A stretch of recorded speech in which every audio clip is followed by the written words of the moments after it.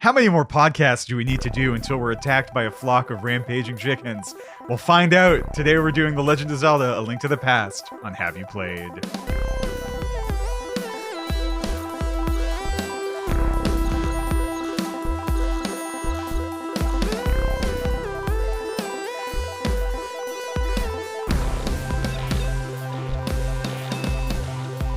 Andre and our special guest, Michael Iantorno. Have you played Hello. The Legend of Zelda: A Link to the Past? Yeah, man. Debatable. Debatable on if you played it. We're gonna talk there's about any gray this. area there. Yeah, Well, we're gonna talk about it. I'm not gonna spoil. This would be Say the like- most shocking podcast if beforehand you just didn't tell me that you've never played this game and are here to talk about it anyway. But before we get into it, I think we should give our special guest, Mike, an opportunity to introduce himself. Mike, hi. Hello. I'm Michael. Like Andre and Mark, I am also a PhD student at Concordia University, but I study game history, mostly old video games and stuff like that. Yeah, and I think you're a good person because this is a old game. It is a historical product that came out in 1991 in Japan, April 13th, 1992 in North America. And it is, I think, debatably the best game ever. It is one of the best games of all time, certainly, especially in the era that it came out. It is a watershed moment for gaming. 1992, around when this game was released, there weren't a ton of many must-have games for the Super Nintendo. You had Super Mario World, you had Pilot Wings, F-Zero, Final Fantasy IV. You had some hidden gems like Joe and Mac and ActRaiser, which maybe we'll end up doing on this pod someday. But this was a really console-elevating game. And if it didn't define the Super Nintendo, although I think now as we look back on the legacy of Super Nintendo games, and Mike, maybe you'll disagree, it kind of did. It was at the very least a moment of arrival for the console. I would argue that maybe it didn't define the console, but I think it probably is an argument here that even if it's not the best game in the Zelda series, and I don't know if we're going to get in that argument today, it's perhaps the one that kind of established what the Zelda series is, kind of moving on from the Nintendo Entertainment System era. Yeah. I feel like it established a lot of the conventions that kind of still percolate through it. Absolutely. And I think just to provide a little more context, this game, we now live in a world that is saturated by our little man Link in his tunics in the Zelda franchise. But this was the third game in the Zelda franchise, right? There was the original. There was the criminally underrated and I Will Die on This Hill, The Adventure of Link, were the first two games. And the only other game to be released in the franchise around this time would be Link's Awakening for the Game Boy in 1993 until Ocarina in 1998. And at that point, they start cranking these out. So this really did become like a crystallizing, defining moment for what this franchise was going to look like, at least in this era of games, until we went to the Nintendo 64. How did we come to this game? Well, I think it's arguably that Andre didn't come to this game, so maybe I'll go first. Yeah. You start with you, we'll go to me, and then we'll see Andre's secret M. Night Shyamalan twist on this. I want to paint a picture for both of you. I want you to imagine a family with three brothers, fourth brother on the way. Got a Super Nintendo the prior Christmas, but it was bereft of games. Only had Super Mario World and a couple lesser known titles, Super Adventure Island and Magic Sword. So the next Christmas, we were incredibly excited to find out that my older brother got The Legend of Zelda: A Link to the Past as a Christmas present. And I would say for the next 3 to 4 months, that was our collective obsession.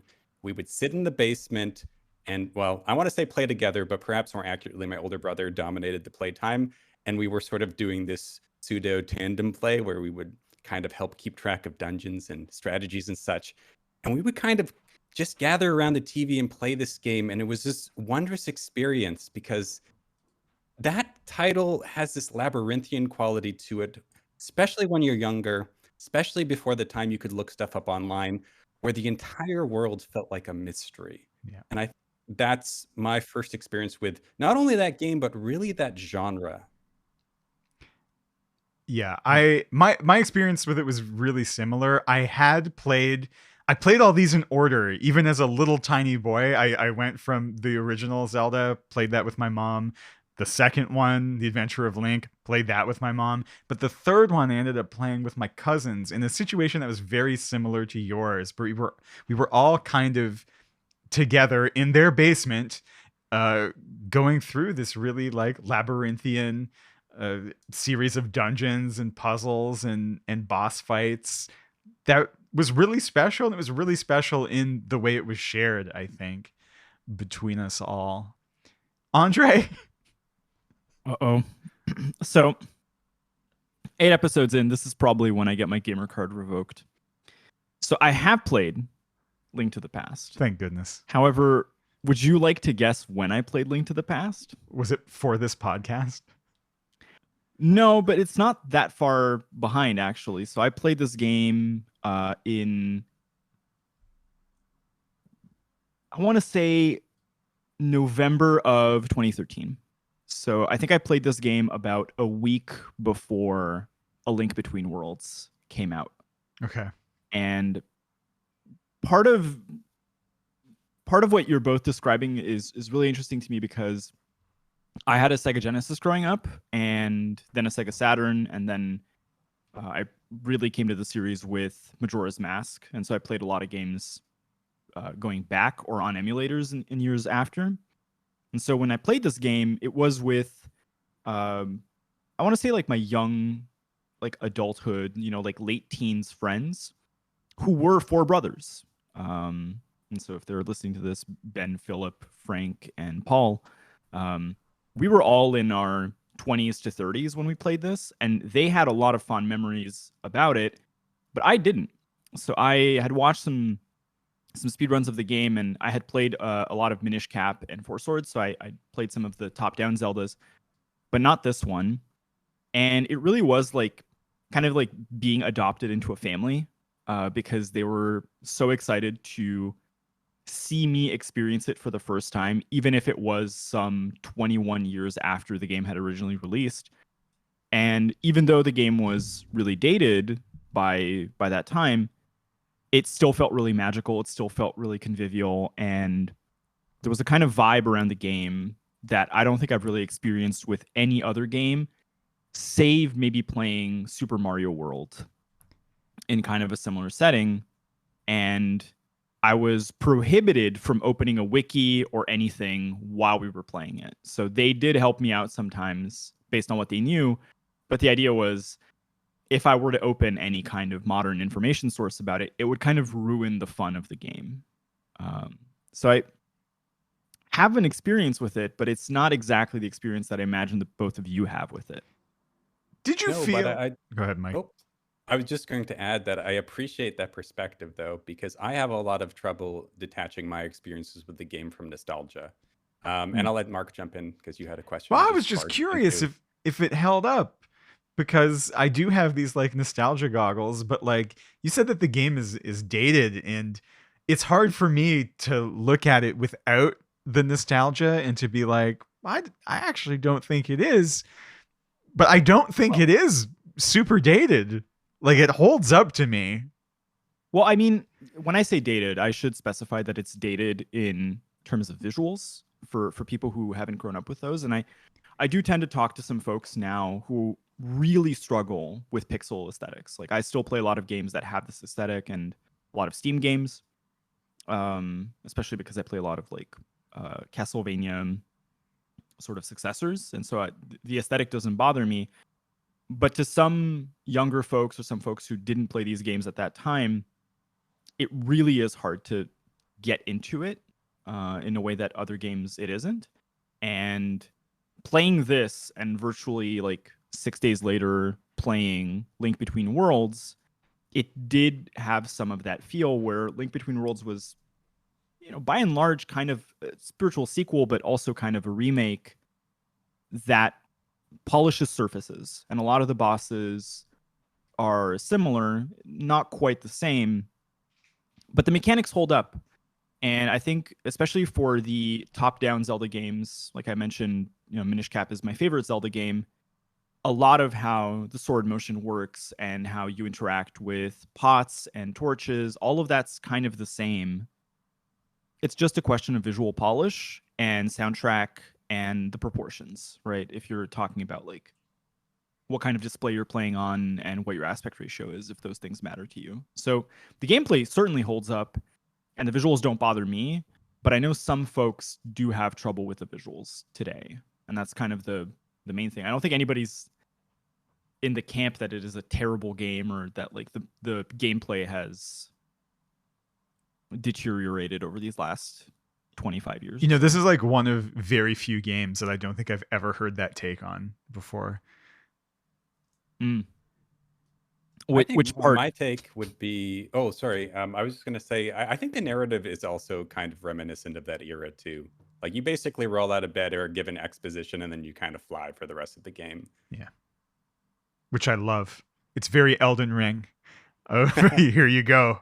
And now just go. And you're just playing the entire time. And it feels so good. And the little story beats there are with Aghanim, the evil wizard guy. And Ganon gives you a couple lines of text. And then there's some exposition on the crystal trapped princesses. But it all flows very well into you continuing to do things in the game. And I don't know. I think that's part of like it has such a perfect flow throughout the game from beginning to end. There isn't any part of this that feels like it drags. But then again, I can't go back and play it with in a world where I don't know anything about it, right? So it's like every time I've revisited this game, I know where to go and what to do. So that's really the hardest part about kind of evaluating it in retrospect. I can sleepwalk through this game now. Right. Not only like is the structure of like the game itself, like getting from point A to B, like so well known at this point, but like a lot of the conventions that were new at the time are just so like overdone through other games that you recognize them immediately. So yeah, I have a trouble looking at it objectively in that sense. I still enjoy it. I played it for about an hour before recording today. And I do agree, it's quite smooth. But then again, my experience of a kid was being frustrated and not knowing where to go. So I can't really detach myself from that. Yeah. But there's even little things like when you're attacking the knights and your sword clinks off their spears and whatnot. Like in 1992, that was such good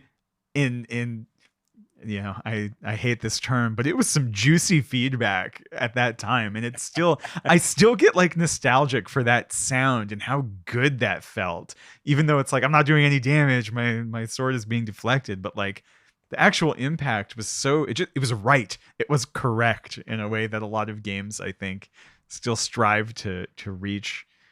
I think we also overlook some of the really simple things that the game sort of brought to the series that are just so well established now we don't think about them. Like beautiful map. Like I remember older games in that genre, you didn't have a map and it was just punishment trying to get around. But map in that game, not only does it help, but it's so evocative in so many ways. It kind of shows to you all these places you could be. It gives you a high level view of this kind of maze of a world. And then like simple things too, like diagonal movement, good sword mechanics, as you mentioned. Like I feel like what they did is they just took the original game and they just tried to fix every problem it had. And I don't think they were 100% successful, but I think they did a really excellent job in that sense. No, they absolutely did. And I mean, in the original game, the map was this little tiny collection of squares at the top of the screen, and also a little thing in the rule book that was really hard to like figure out where you were, because you'd have to use your spatial sense of where you are in the game and reference the manual, which is kind of another part of the long lost nostalgia that this game evokes in me from the entire franchise, because I have such as I was growing up as a baby, I was literally like playing all of these games, and like they're woven into the fabric of Marc. I'm not an unbiased observer of this this era of Zelda. And I'm not an unbiased observer either. Like, my bias is just of a different nature, right? So, I mean, what both of you are saying, I think, is really true, especially when it comes to just like the feel of the game.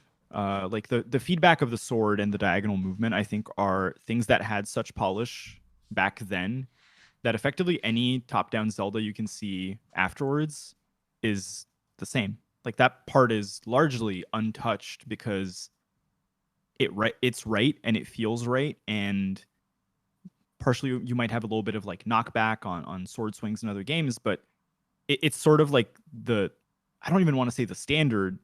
It is just like the first one that I think gets it right, that movement feels good. And I want to talk about this maybe not right now, but just like the zone design. Get into it now. Separation. Let's talk about some good stuff about this game. Right. So I think if you think about the overworld and underworld map and like the 9-quadrant design, and the fact that like one location sends you to another or requires you to get an item from a certain boss, and part of the pleasure of the game is figuring out where you're supposed to go and what the order is, and what do you I need the lamp here, where do I go get the lamp, right? And how that changes your playthrough, and then even coming back to it and replaying it and knowing those things, like, it produces very good replayability because you know where things are. I think like the game actually gets better instead of worse probably up until a certain point if you've played a lot of it. And each one of those zones has, bosses that are unique and incredibly cool and sort of become staples in the series in some way. All that stuff just works for me. Like, that's untouchable even today, really. Yeah, a related thing that I wanted to bring up that works for me, and if anyone's played a long-form role-playing game campaign that I am the DM of, you would know that I have absorbed this trope into my body. And like, between this and Final Fantasy VI, something was instilled in me in the idea of like exploring the same world in a different time, whether that be in a ruined state or just like being able to see how an event affects the same landmass. I love the World of Ruin thing. It's the idea that you're in the same spot but in a different time where the context is different, and you get to kind of retrace your steps or find a new path through a world that is familiar yet completely different. I just love it so much, and I think that kind of makes this game like, I don't know. It just compelled me to be like, what's different in this quadrant than it was when everything was fine, It was such a treasure hunt for me. And every game that's like this is like this for me. It's I think this is the first Zelda game that really kind of established that we're taking puzzles and we're taking this sort of like puzzly exploration and we're making it a core pillar of the series. I think a lot of what makes this game intriguing, and one of the reasons that people are kind of stuck with it, is that you have all these items and you're placed in this kind of dual world and that you can navigate back and forth in between. And it's really like you have this sort of weird science kit where you're like, well, I have this hammer, I have this magic powder, I can travel between these two dimensions. What happens if I use X, Y, and Z here? Yeah. And 99 out of 100 times the answer is absolutely nothing. Right. But the 1% of the time where you find something cool or new or interesting by using what you have in a creative way really creates this kind of rewarding loop. And when I say 99% of the time it's useless, I wasted so much time in this game as a kid. Same. As soon as I got the shovel, for folks who don't know, you get this item called the shovel. You have to use it approximately once to dig up another item. And I was like, what happens if I shovel absolutely everywhere else in the world? And that's just kind of the sort of gameplay this invites. Sometimes it's frustrating, sometimes it's super rewarding, but you just want to know what everything you have does. Yeah, and I think it was so special to think of this game with that kid brain and not like designer or critic brain, when you don't understand like the meta choices that designers make, where you can be like, I bet this thing is here, like you just really got to play it. And I was actually shocked at how short this game is because of how much time we all sunk into it in me and my cousins when we were playing it. The game is like 3 to 4 hours long now. It's very short. Yeah. I mean, okay, I position this as one of my core games in what actually Rachel Hutchinson came up with this term. It's called the Wonder Myth Epoch. This was a sort of a time before the internet, before we really had access to game information, where we couldn't just look up answers online. I think I mentioned this off the top as well. And this is the kind of game where if you know the conventions and you can look up info, it goes by very quickly. But if you don't, you go on these wild tangents. Like, I remember in the Skull Dungeon, there's this one part where you have to cut this grass down with your sword. It's the only place in the entire game you have to do that. And I did not realize that as a kid. So I'm like, oh, I bet you I have to go somewhere else in this dungeon or this world and find something else. So you spend like 3 hours looking around the world, finding all sorts of other stuff that is absolutely not helpful for what you're doing before you get back to this place and you're like, oh, I just have to chop it down with the sword. And I think this game, I probably spent 50 hours beating it when I was a kid. But you're right, I could beat it in an afternoon now. Yeah. Just because it's a completely different kind of angle and different time we're coming at it from. You know, so, I think I'm chasing that era of game now when I think about like the games that I play, like these really expansive MMOs, but they're still like, they're also beholden to all this information that we presently have. And it's just like, imagine how vast these actually would be if we just didn't have a database of where everything is. Or if we just didn't have this stockpile of meta knowledge. I think that's one of the things that like I miss about playing games when I was younger is like, it would be my first encounter with a type of game. It'd be my first encounter with a particular title. And instead of going to look someplace for resources, I would have these strange conversations with my brothers about what we think we should do next. And we would pass the controller to each other. And it would be like, okay, for the next half hour, Mike, you go and you look around the Lost Woods and you see if you can find something that helps us move this train forward. Or like, Matt, you know what? You go up and go back into this dungeon. Maybe there's a piece of the heart in the dungeon, which is not possible, but you don't know that as a kid. But nowadays, you're right. It's like you're chasing that high because these games, even if you go into a game while committing yourself to not looking up anything, you still kind of have this stockpile of like game knowledge that you draw upon that makes you play in a certain way. Yeah. It's so rare today to play a game where you have no genre referent, right? Where like every mechanic, the whole way that the game is composed is nothing you've ever seen before. Maybe this is, one of my problems with Elden Ring, or like one of the frictions I had with it was I wasn't in that headspace, but that's kind of what that game asked of you, and 100%. Probably one of the few games in the last, 20 years to really do that. So I think, the way that you two speak about having this sort of non-mediated first experience with a Zelda game is how I played Majora's Mask, because that was my first Zelda, and I spent so much time just like exploring the world and getting lost and doing stuff that was absolutely a dead end, and I just needed to stick around in the dungeon for a little bit. But I wish, part of doing this discussion with the two of you is me wishing I would have had that experience with this game, right? I think my equivalent might have been like Rayman on Sega Saturn instead. Which, like, let's give it up for Rayman. It ain't a link to the past. Yeah, let's give it up for Andre for bringing up Rayman in a podcast in 2022. My references are bizarre, not necessarily better. Yeah, but I mean, the real crime would have been if we played this game with a nunchuck controller. So I think I played this on... Maybe you did. No, so I am like 99% sure I played this on an emulator with a PS2 controller. Andre, that's illegal. Well, yeah, you've actually committed crime. I'm being forthcoming. I'm being vulnerable with the two of you about my first contact with Zelda, and I'm being shamed. and I don't know how I feel about that. It's not intended to shame you. I'm gonna pull up the criminal code and find for you the place where this is actually written.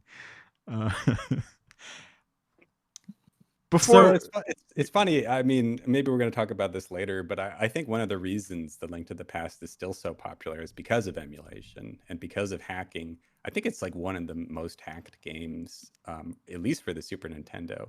And there's all these communities that have done just some wild things with that game. Yeah, let's bring it up now. We're already in it. That's a segue. All right, let's talk about the randomizer. Yeah. Because it's probably my favorite hack, or I guess technically hack machine out there. And for folks who don't know, the randomizer basically, we made a fuss how cool all the key items in the game were. The randomizer shuffles the location of key items. So the puzzle that is the game is essentially remixed every time you play it, which means you have to do dungeons in a non-standard order, which makes the game easier or more difficult depending on how lucky you are. And I think my experience with the randomizer, and I'd like to hear how you folks kind of got into it, was watching it prominently displayed at AGDQ and then watching clips on YouTube of people racing against each other, which is another cool outcome of the randomizer. It's created this almost league structure for playing through randomized versions of Zelda as quickly as possible. It's so neat that there's like this competitive metagame overlaid onto A Link to the Past through this hack. And it's fun to watch, but I've never had the compulsion to play, whereas like you've actually played this a bunch of times. Yeah, I played it a bunch of times originally for research purposes, and then I got super into it. And it does bring back a little bit of that mystery to the game. Like, obviously, the meta is still there. In fact, I would say that the meta is like times 100 when you're playing randomizer, because the whole thing is kind of knowing the world inside out. So if you find, I don't know, the hammer first, you know exactly what that unlocks. But Right. it kind of creates this mystery, and it resets the puzzle box in the way where it's like, okay, I have items A, B, and C, but they're not the normal items I would get at this stage in the game. So like, do I go into the dark world 20 minutes into the play experience? Do I go and do this dungeon that I'm supposed to do at the end of the game first? And it really creates this kind of fun experience. I will say that if you don't have that meta knowledge, it's absolute torture. It presumes a level of gaming expertise, that you have that before you get into it. But I've really enjoyed it. I also played the Super Metroid randomizer, so I'm kind of into that sort of paradigm altogether. Right. Yeah, so I came at it kind of a similar way as you, Mike. So through AGDQ mostly, or first, although I'm a bit more like Marc. So I've tried my hand at it once or twice, but I mostly watch a group of friends that I know who still plays this, and they got really into it over the pandemic. So this was a way for them to sort of replace board game nights, and having randomizer races became a really big thing, to the extent that I think that was what my friends were doing in late 2019 every day, 3 to 4 hours for the entire year, without fail, right? And one of the really interesting parts of this is it actually started resembling less what I would consider, a stock Zelda experience, and more what I see when I go play a Magic the Gathering draft, where it became a lot more about not only knowing what was inside of your randomizer run, but people doing it on Discord. And so somebody getting an inkling that somebody else was ahead. Well, okay, they're ahead, but where are they at now? What do they get? Oh, okay, I understand how to integrate their experience into what I'm doing. And so not only is there like an element of refiguring out the puzzle, but there's an element of cooperating while also competing in a way that I don't see in that many other, ARPG genres that I play. So this is like a really neat outlier. But I was in that camp of not having the meta knowledge and felt wholly outclassed and was not having the greatest time. But, props to people who are really into this. Even without the meta knowledge, though, like if you're if you're playing the game this way, like you still at like a basic mechanical level, if you're racing other people, still need to just play really well. Like Yeah. there are fights where you could potentially make mistakes and slow yourself down. So there's like multiple vectors of skill expression in that kind of game. I remember seeing two people who were like in a dead heat for first place, and one person just like clipping a shield because of angling on the attack, and that potentially being the difference between winning and losing a randomizer race. It's exciting. It's kind of like watching folks who have mastered a sport, because it's like the really high-end players are like super active speedrunners, and they're like, what happens if I do this like blindfolded? Or what happens if I do this with my left hand? Let's make it a little more difficult for ourselves. And it's funny watching them get frustrated because not because of like execution, but because they're like, oh man, I went to Kakariko Village, but I should have gone to the graveyard. Like it's just it's like this fun kind of divergence in the meta of the normal speedrunning meta. Yeah. There was one night where I showed up to hang out with that group of people, and I logged into a voice chat, and the only thing that I heard was someone screaming "the lamp," and it took me like 10 minutes to understand what was going on, but it was like people were speaking a different language, right? So it wasn't like there was a sport component, but there was such a like technical language and an insider community around this that I think is really special. And I mean, I think I get that from other games, but I think there's like a unique vibe to this, really. I have in my mind a vision of this community that is like so much more wholesome than like League of Legends or Dota. In your watching experience, like anecdotally, does that seem to be true, or is this like me combining my nostalgia for this game as untouched by the blight of highly competitive metagaming? Or like is the culture okay?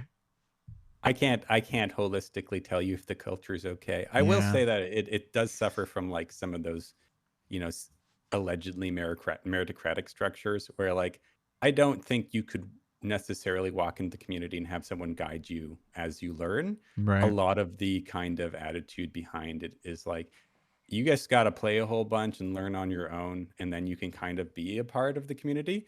That being said, they do a lot of fun things that are more inclusive than other communities I've seen.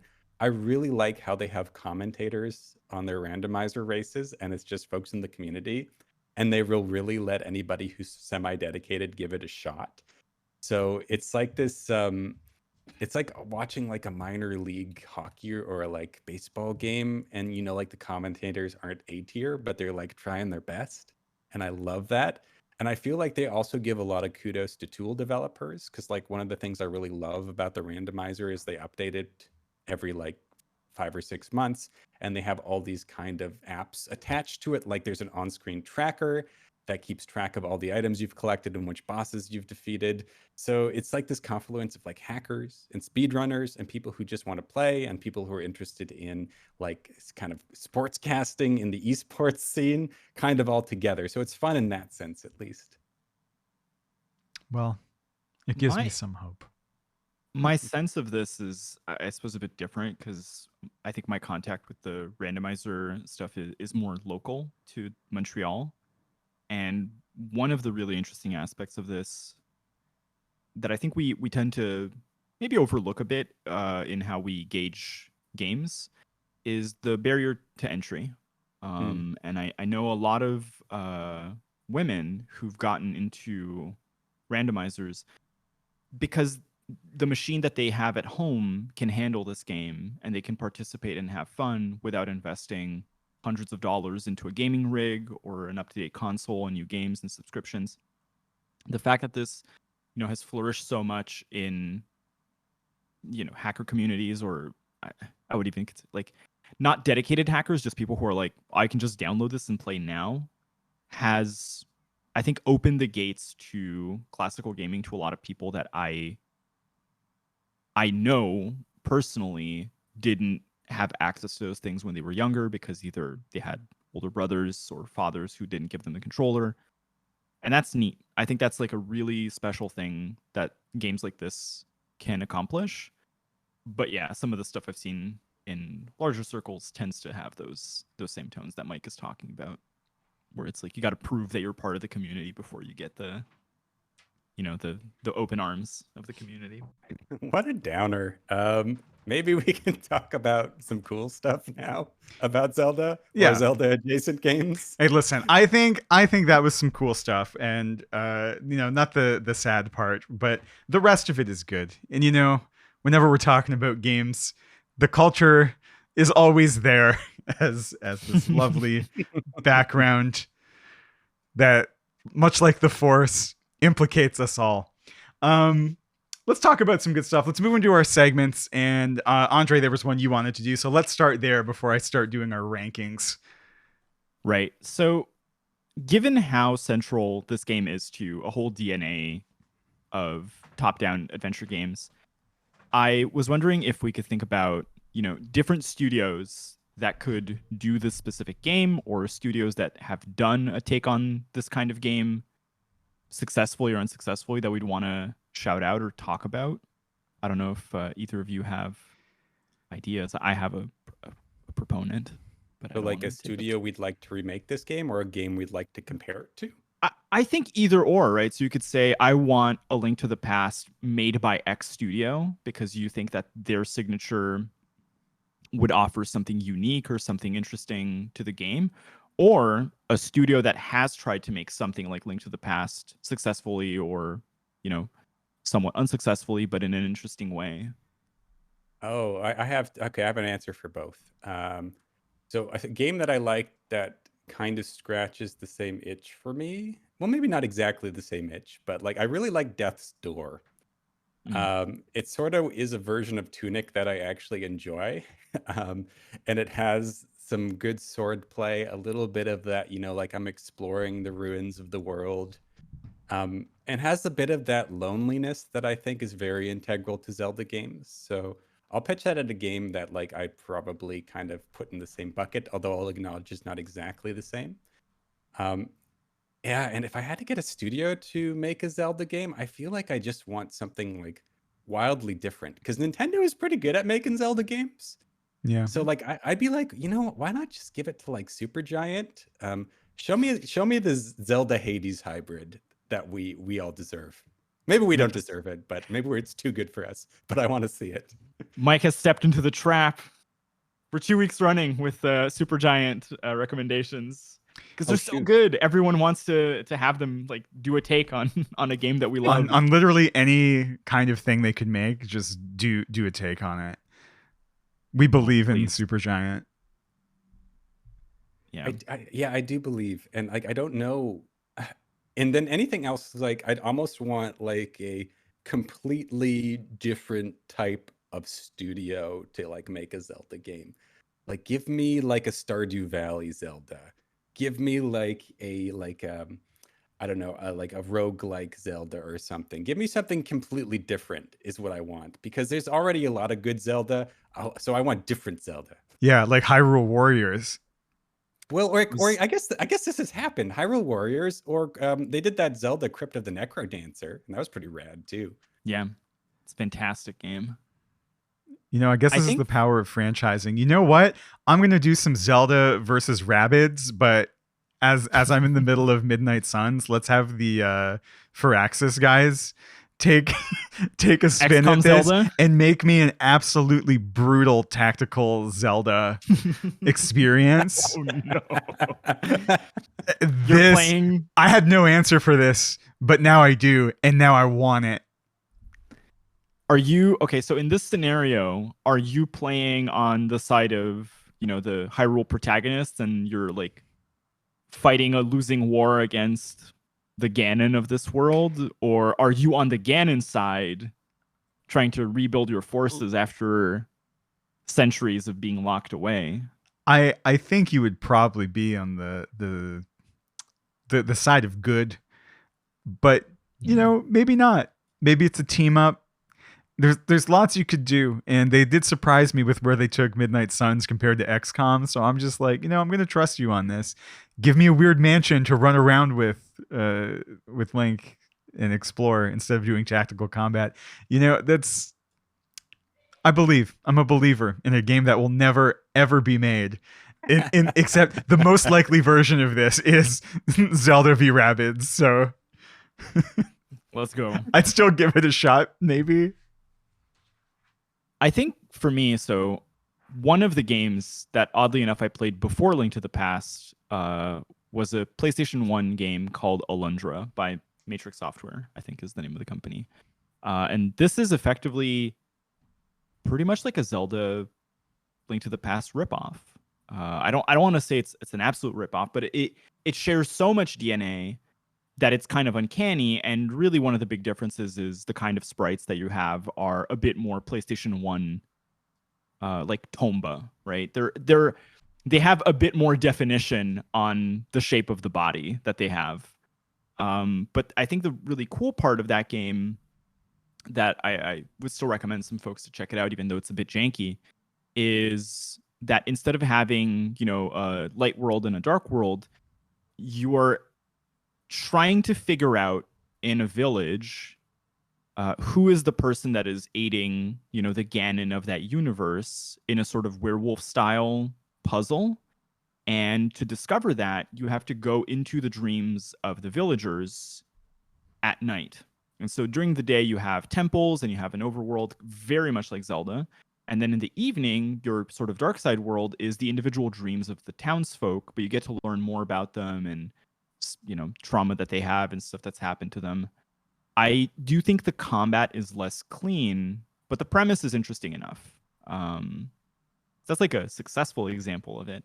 And, Mike snaked my Death's Door comparison, so I can talk about that one. But I can talk about another game that came out pretty much, I want to say, very close to Death's Door, which is Tunic, which I think both of us were looking forward to, and both of us are kind of okay with. I also played it and fell off. Yeah, I actually like the farther away I get from that game, the more I dislike it for various reasons. Interesting.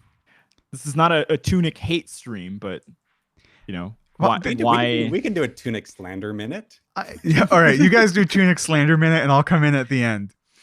Okay, I think Tunic has a really fine concept, but I'll say a good thing about it too.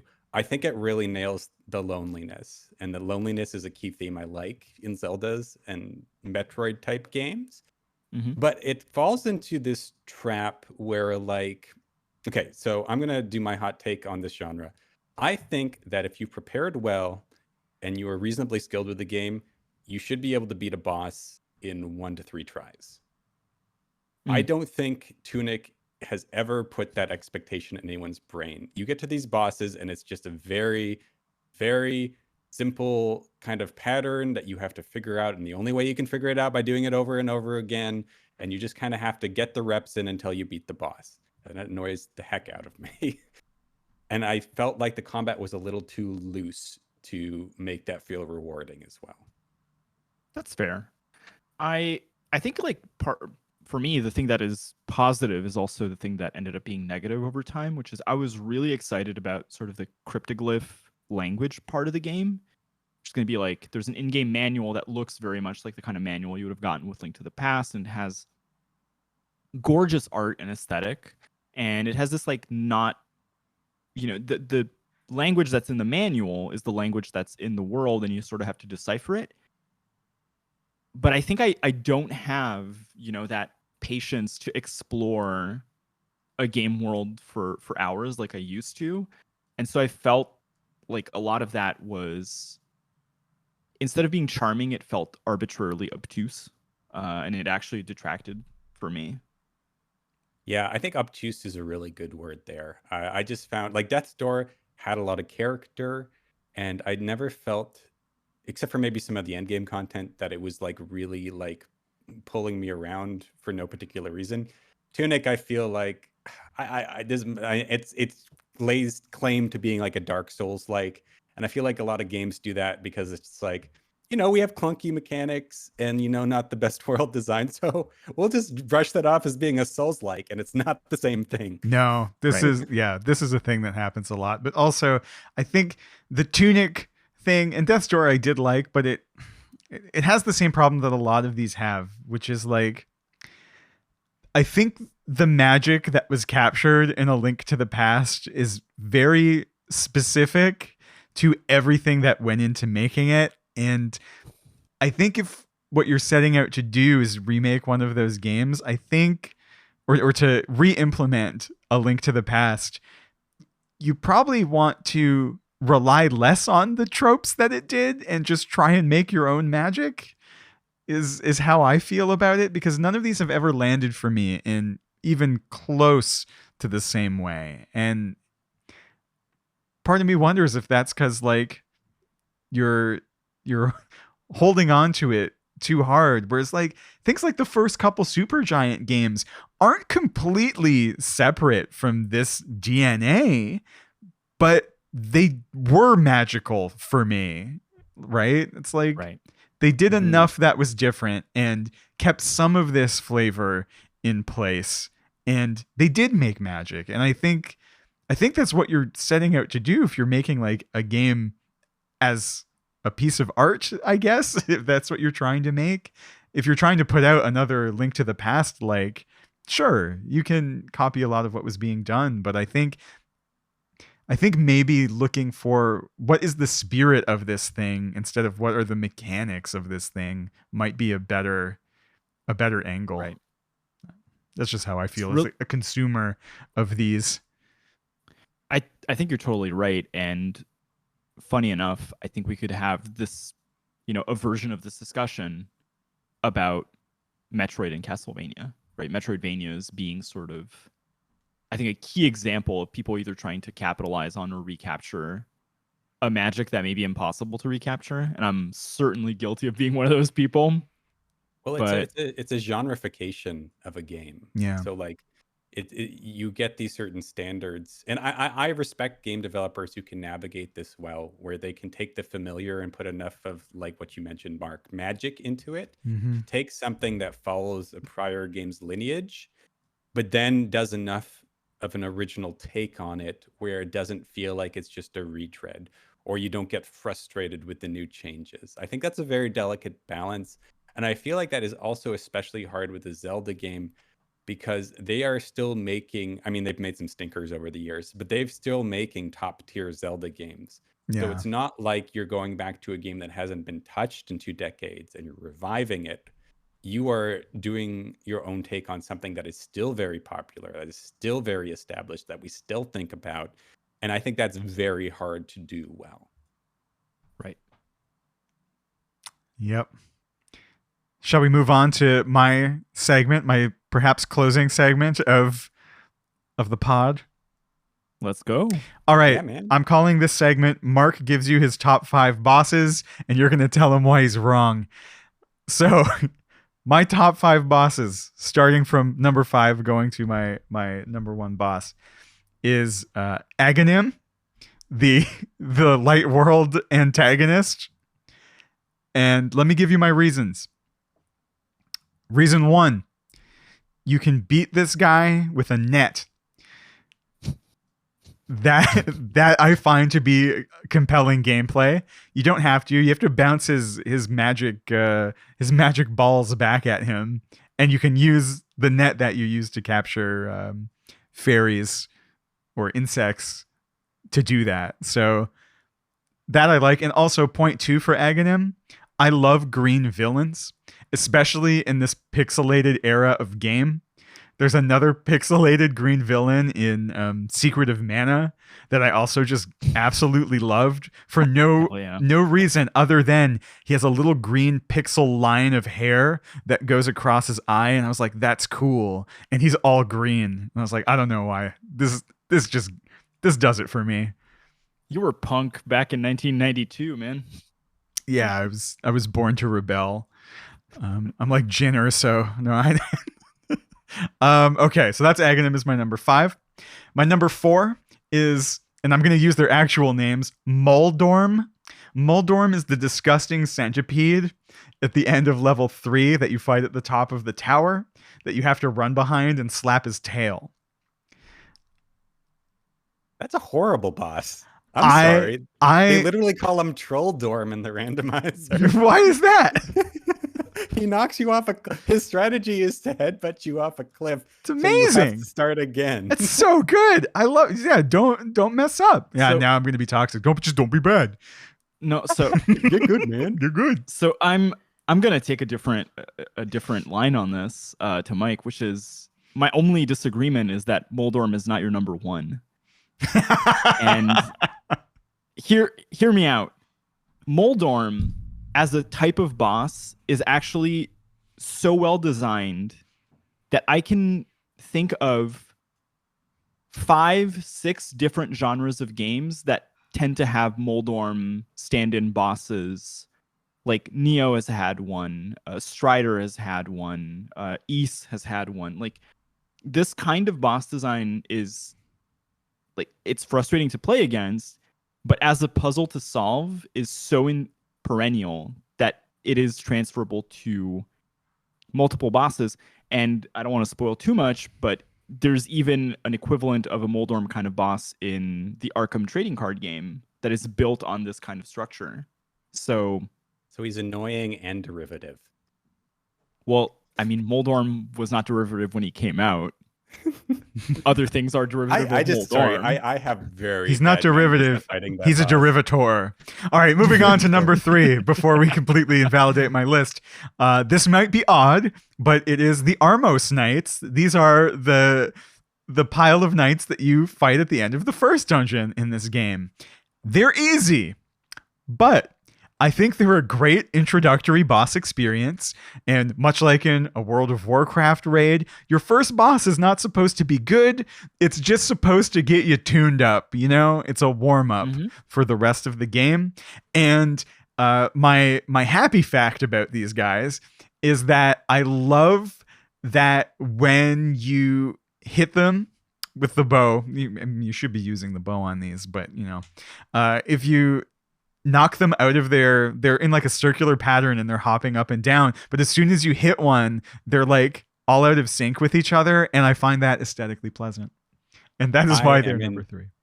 I'm in total agreement. I might actually even have them higher on my list. They are awesome. Yeah, I love that they, first of all, they start out really easy, and I agree, but then when you get down to 1, that last night goes ham on you, and it's just like, I got killed by that a couple times. Well, I think the first time I fought him because I was not expecting it and I got cocky. So it's a way of the game to humble you as well.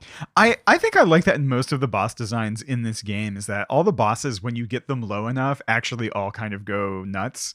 And they just, you know, it's really like, okay, now get it done really quickly. It's like a soft and rage. It's great. That's why games still use these.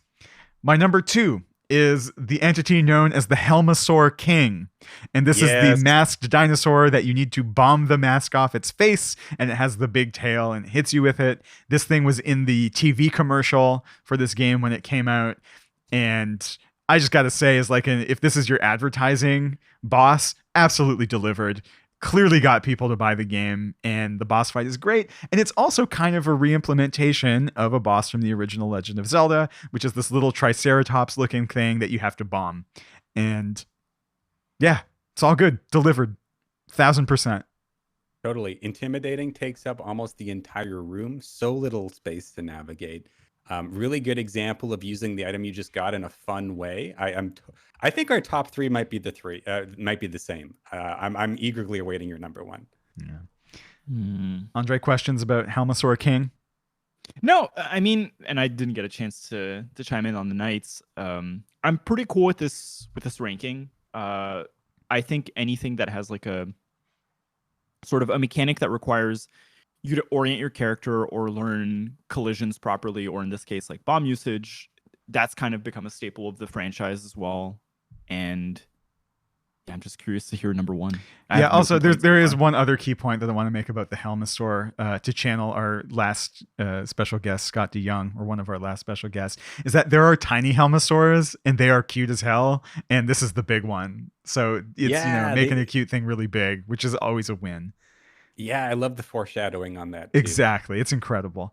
And then my number one is a giant floating eye called Argus that is in the Swamp Palace, and you have to use the hook shot on it to get rid of all the little floating things around it. Then he goes ballistic in the water, and as it swims by you, you have to give it the good 1-2 with the sword.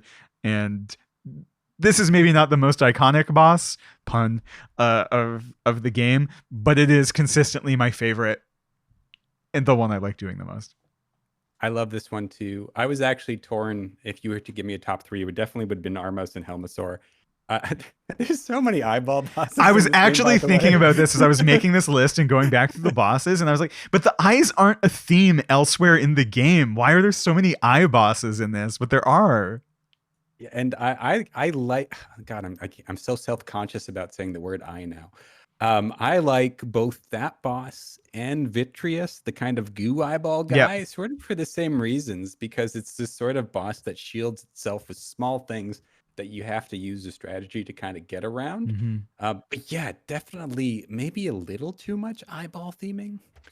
No, that's my one con, and it's completely retroactive. Had no idea I didn't like this about the game until preparing for this podcast, but I was like, what is the eye thing? There's even another boss called Blind, like, that is can't see.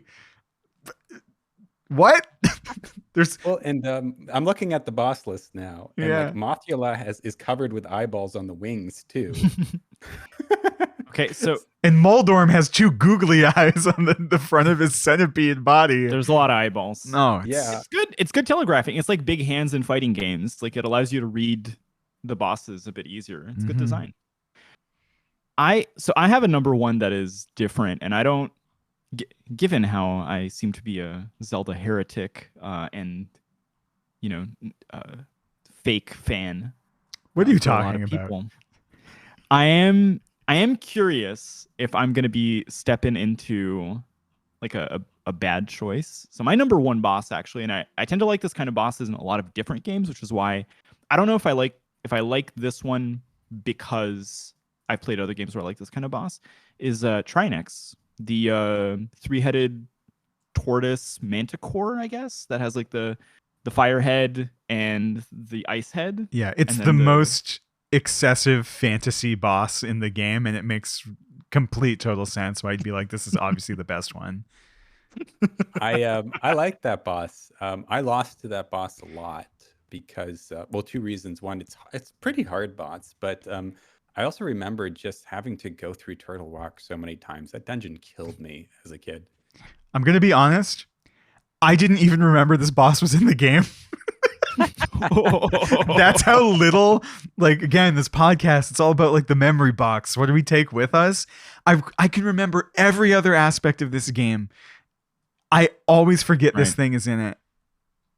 So this is an interesting thing, which is like, I come to this game at like 2013. I'm 25, 24 going on 25, right? So like what boss appeals to a 24-year-old who's played a ton of games his whole life, completely different to what you enjoy as a kid, right? Or what is like really cool to you when you're young. I don't know if like at age 7, 8, I would have enjoyed Trinex. Who knows? No, I definitely think that I think the later into the game too, the bosses become less memorable for me for just a very stupid reason. There's a lot of times I played this game like maybe halfway or 3/4 of the way through. That's true. And then stopped. Yeah. So I am like super like familiar with the light world and the first few dungeons in the dark world. And then my knowledge gets progressively worse through the rest of the game. You know, it might be the case that in all my replays of this game, I give up right around where Argus is, like after I beat him. And so to me, that's the actual end boss of adult Marc, teenage Marc, every version of Marc that isn't like the first one that played this game. That's fair. Yeah. So I have maybe a final question if we have time. Yeah, I don't want to for sure. folks. Yeah, let's do it. We did, we did your rank of bosses, which I think we generally think is really good. And I'm curious if people have a favorite zone or temple, because that's how I come to Zelda games a lot. Is like I remember areas that I like playing in. Well, I don't have a favorite zone, but I think I'm going to end this with my favorite moment. Like, what is my favorite thing to do in this game? But if you have a favorite zone, let's go. Yes. So part of my Moldorm fandom, I really like Tower of Hera. I think it's a really cool dungeon. I really like that it has the multi-floor mechanic, even though that's the part that trolls you in speedruns. Yeah. And it has the flying tiles, which and I still think are the switches. One of the.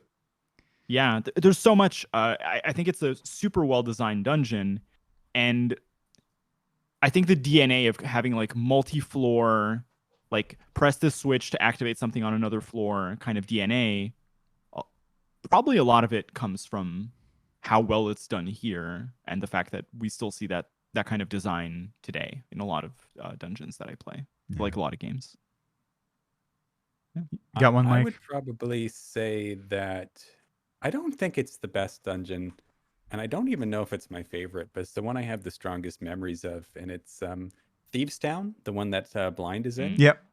Just because it is a weird dungeon that's very dangerous. Like you have those 4 huge areas that, 4 huge screens that make up one area where you have to kind of like find hidden passages underneath like elevated platforms, which I lost countless hours on as a kid.